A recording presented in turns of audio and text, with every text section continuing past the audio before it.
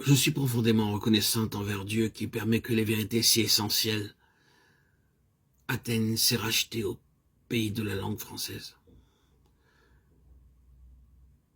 Que l'auditeur, l'auditrice, le lecteur s'attendent au Saint-Esprit pour recevoir de lui la lumière nécessaire à comprendre des vérités que ne peut saisir l'homme naturel, psychique, et qui n'accepte pas. Parce que c'est spirituellement qu'on en juge. 1 Corinthiens 2,14. Et ce passage de l'Épître aux Corinthiens s'applique aussi aux croyants qui essaient de saisir avec l'intelligence les choses de Dieu, ce qui est une impossibilité. Préface de l'auteur Jesse Penn-Lewis, 11 février 1925. La première édition française de cette étude sur l'âme et l'esprit fut traduite par Mademoiselle Chalon de Genève et publiée par l'histoire de M. Johnson.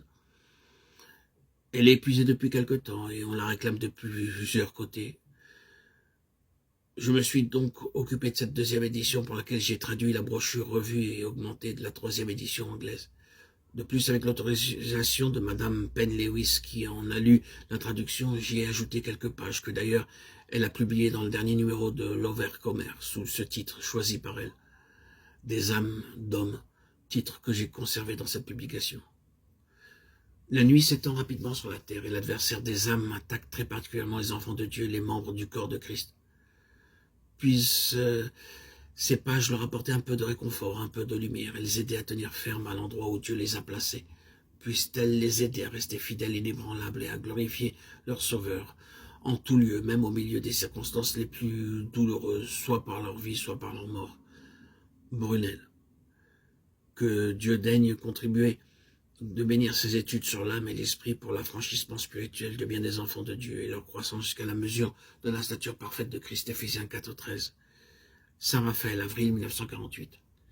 Donc aujourd'hui, je me propose pendant quelques jours à vous transmettre, vous communiquer les paroles sur les écrits de Jesse Penn-Lewis. Des âmes d'hommes, l'âme et l'esprit.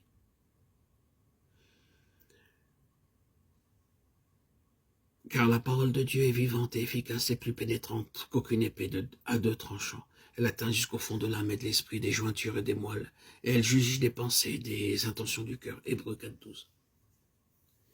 L'ignorance des chrétiens au sujet de la différence qui existe entre l'âme et l'esprit est presque générale. Et c'est là l'une des grandes causes de stagnation spirituelle chez beaucoup d'enfants de Dieu sincères et consacrés. Le langage courant ne connaît guère que le corps et l'âme, ce qui est l'une des raisons de cette ignorance. D'après Pember. De plus, ajoute-t-il, et bien que les mots esprit et âme existent, ils sont généralement employés indifféremment l'un pour l'autre. Enfin, pour ajouter au manque de clarté, nos versions rendent souvent l'adjectif du mot âme par naturel ou animal, alors que le mot grec signifie qui appartient à l'âme. Il en résulte une confusion et la triple nature de l'homme en est presque cachée, obscurcie. Lisez par exemple les traductions de 1 Corinthiens 2,14, l'homme naturel, l'homme animal.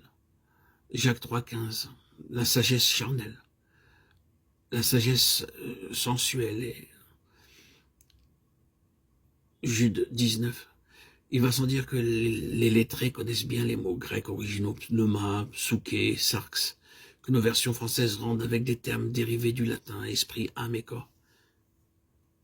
Mais pour la majorité des chrétiens, les traductions défectueuses aidant la distinction nécessaire entre l'un et l'autre mot restent voilées.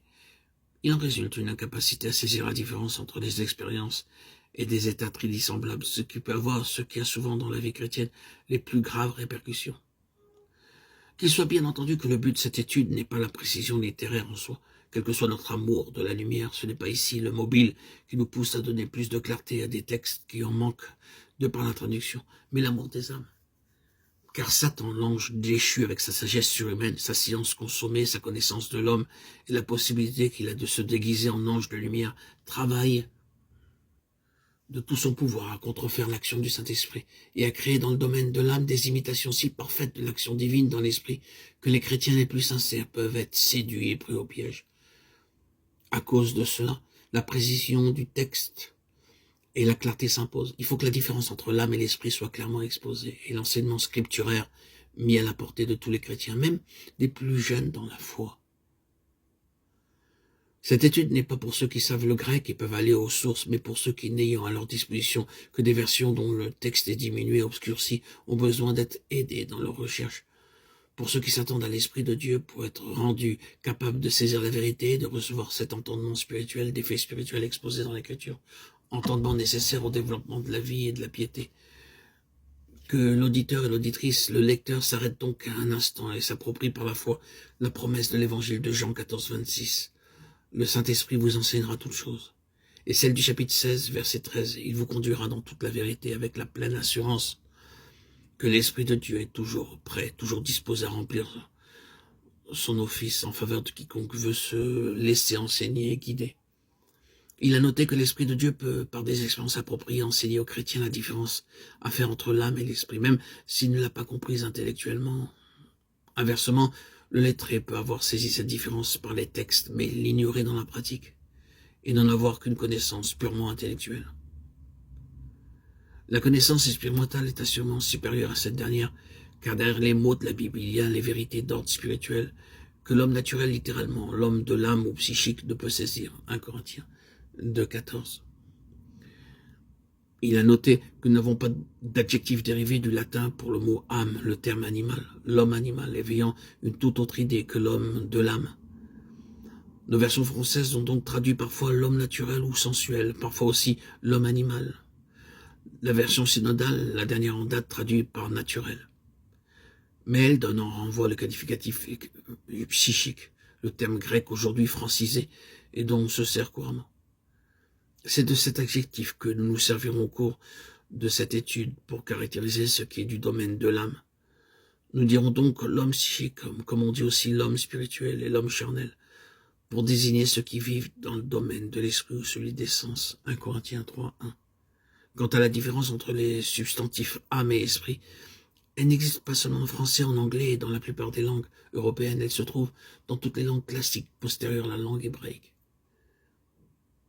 Elle est clairement indiquée au moins en 2 passages du Nouveau Testament, 1er épître aux Hébreux 4.12, car la parole de Dieu atteint jusqu'au fond de l'âme et de l'esprit. 1 Thessaloniciens 5.22, que tout ce qui est en vous, l'esprit, l'âme et le corps, soit gardé irrépréhensible. Ces textes suffisent pour démontrer que l'homme est bien composé de 3 parties, trichotomes et non dichotomes. Je vais vous proposer d'écouter dans les prochaines semaines les audios concernant ce domaine. Il faudra y être très attentif pour saisir ce qu'est l'âme,